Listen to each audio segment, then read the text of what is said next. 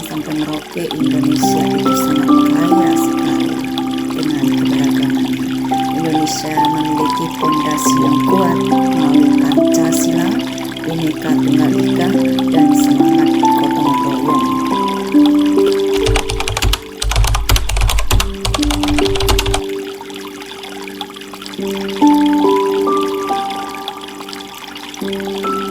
Ya, sekitar 80-85 kerukunan itu sudah ada dan sudah terbangun dari sejak nenek moyang kita, kemudian semakin meningkat dengan cara yang mengurangi prasangka, intoleransi, dan penyebaran informasi yang sifatnya memecah belah melalui media sosial ataupun langsung. Tentunya sebagai umat Buddha umumnya hidup berdampingan secara harmonis dengan umat agama lain, dan dalam banyak kegiatan sosial, kemanusiaan, pendidikan, dan kebangsaan, umat Buddha sering bekerja sama satu grup dengan grup yang lain, komunitas dengan komunitas yang lain, dari berbagai kelompok agama tanpa memandang perbedaan keyakinan. Kalau secara keseluruhan kerukunan umat beragama di Indonesia masih tergolong cukup baik ya secara keseluruhan. Namun di tempat-tempat tertentu memang kerukunan itu ya cukup memprihatinkan di tempat-tempat tertentu. Menurut saya itu tadi secara umum mungkin bisa 60 sampai 70 ya skalanya. Tetapi di tempat tertentu yang saya katakan tadi, di tempat tertentu, daerah tertentu itu cukup memprihatinkan, bahkan mungkin kalau dikasih skala tadi itu bisa 40 saja. Menurut saya itu tadi secara umum mungkin bisa 60 sampai 70 ya skalanya. Tetapi di tempat tertentu yang saya katakan tadi, di tempat tertentu, daerah tertentu itu cukup memprihatinkan, bahkan mungkin kalau dikasih skala tadi itu bisa 40 saja. Oke, menurut saya kerukunan agama dinilai dari 10 sampai 100 itu sudah mencapai 85%. Saya beragama Kristen Nasrani merasa bahwasanya agama saya dengan agama yang lainnya, saudara-saudara yang lain itu sudah terbilang rukun. Namun masih ada salah satu yang terjadi percecokan, itu hanya karena kesalahpahaman saja. Dalam ajaran Buddha, kerukunan berakar pada nilai metta, cinta kasih, karuna welas asih, mudita, turut berbahagia, dan upeka, keseimbangan batin. Sang Buddha mengajarkan agar seseorang tidak membenci pihak lain hanya karena perbedaan pandangan.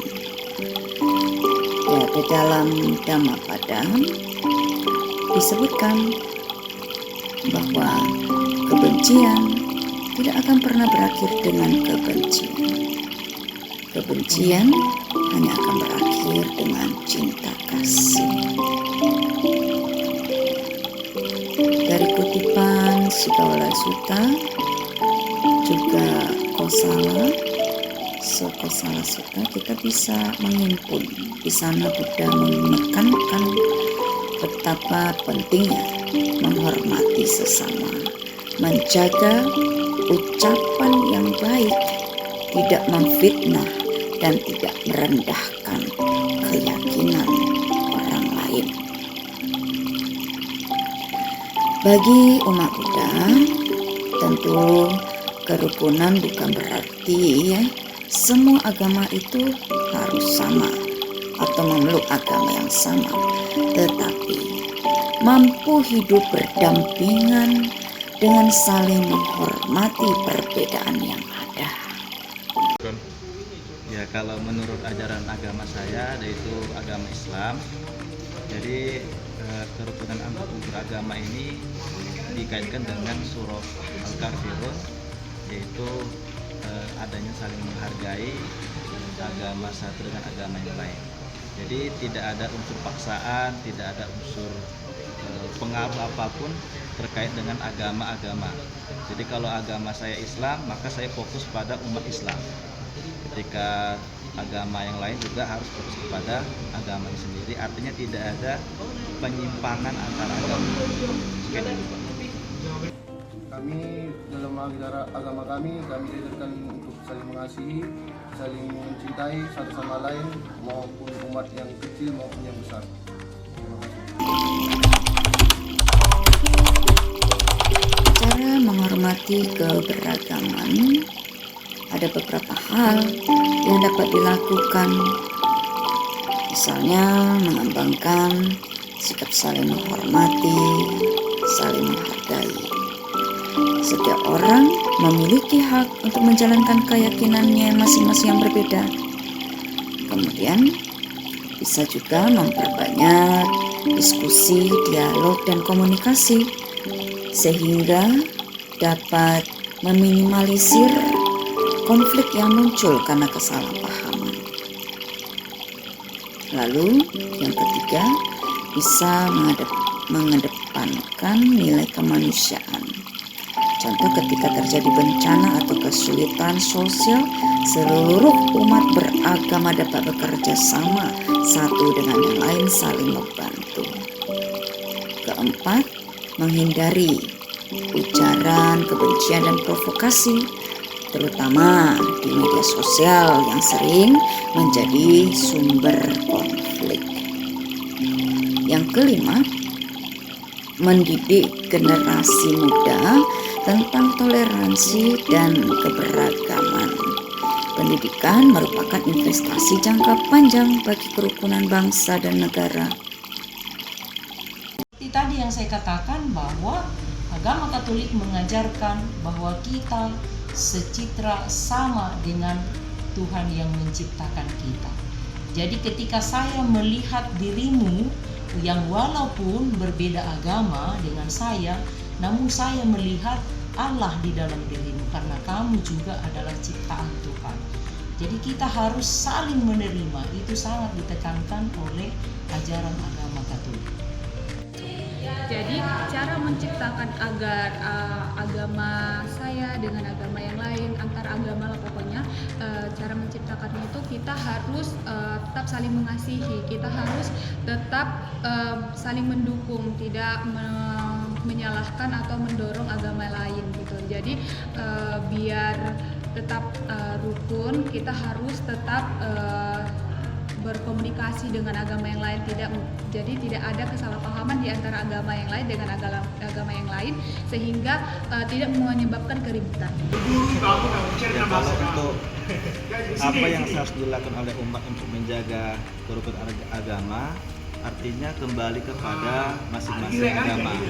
Jadi kalau agama Islam, maka lakukan apa yang diperintahkan oleh Islam, apa yang diperintahkan oleh orang-orang Nasrani, kemudian apa yang diajarkan oleh orang-orang Yahudi dan lain sebagainya. Artinya mereka fokus kembali kepada kitab mereka, kemudian mendakwahkan itu kepada sesama umat mereka.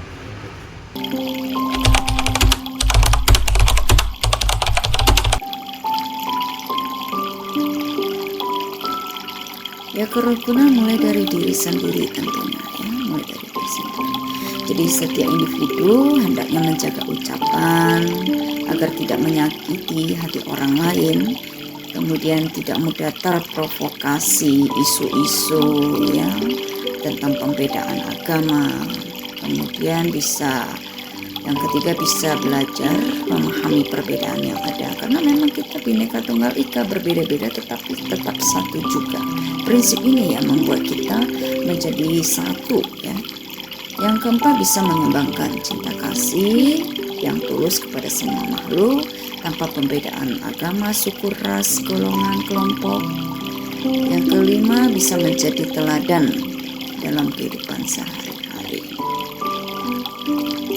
Dalam Buddhisme, seseorang yang mampu mengendalikan pikiran, ucapan, dan perbuatannya akan menjadi sumber kedamaian bagi lingkungan sekitarnya. Jadi kerukunan itu bukan hanya sekadar tugas tokoh agama saja atau tugas dari pemerintah. No ya. tapi melainkan tanggung jawab bersama, tanggung jawab setiap warga negara. Menurut saya, bagaimana cara biar agama lain dengan agama yang lainnya juga, agama saya dengan agama yang lain itu agar hidup yang rukun itu bagaimana caranya itu, ya kita harus menghargai, saling menghargai agama yang lain. Jangan kita merasa bahwasanya agama kita hanya agama kita saja yang benar sehingga kita menyalahkan agama yang lain. Jadi lebih baik kita menghargai agama yang lain dengan cara kita tidak menjelek-jelekan agama-agama yang lain sehingga agama yang ada di Indonesia ini tetap rukun. Ini kalau terkait dengan pemerintah, seharusnya fakta yang terjadi hari ini sudah bagus, artinya pemerintah sudah menjaga nilai-nilai itu, tidak mendeskripsikan agama satu, kemudian memuji agama yang artinya hari ini peran pemerintah itu cukup bagus, ya. Kenapa? Karena dia memandang bagaimana pelaksanaan Hari Raya Islam itu dijaga, kemudian dikawal, bagaimana perayaan umat Kristiani itu juga dijaga dan dikawal. Artinya peran pemerintah hari ini sudah memberikan peran yang baik untuk menjaga kerukunan beragama.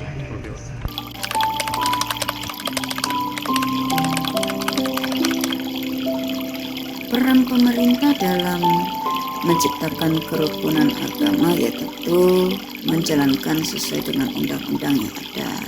Pemerintah memiliki peran yang sangat penting sebagai penjaga keadilan, pemersatu bangsa. Tentunya pemerintah juga mendukung, satu, menjamin kebebasan beragama sesuai dengan konstitusi, yang kedua, bersikap adil kepada seluruh pemeluk agama tanpa diskriminasi, ketiga, memfasilitasi dialog lintas agama secara berkelanjutan, kelima, menindak tegas tindakan intoleransi dan kekerasan yang mengatasnamakan agama ataupun yang menciptakan perpecahan. Keenam, memperkuat pendidikan karakter. Karakter di sini adalah budi pekerti, ya, toleransi, kemudian nilai-nilai kebangsaan. Ketujuh, mendorong kegiatan sosial lintas agama agar masyarakat bisa saling mengenal dan bekerja sama. Nah, dengan adanya kerjasama antar pemerintah, tokoh agama, dan masyarakat, Indonesia dapat menjadi contoh dunia tentang bagaimana keberagaman dapat hidup dalam kedamaian dan persaudaraan. Ya, sebagai seorang bikuni, ya, saya memandang bahwa semua manusia tentunya menginginkan kebahagiaan dan ingin terbebas dari penderitaan. Karena itu, mari kita mengembangkan cinta kasih, saling menghormati satu dengan lainnya, bekerja sama demi kedamaian. Kemudian perbedaan itu tidak harus menjadi sumber perpecahan, tetapi dapat menjadi kekayaan yang memperindah kehidupan berbangsa, bernegara. Saya dengan Bikuni Santi, semoga Anda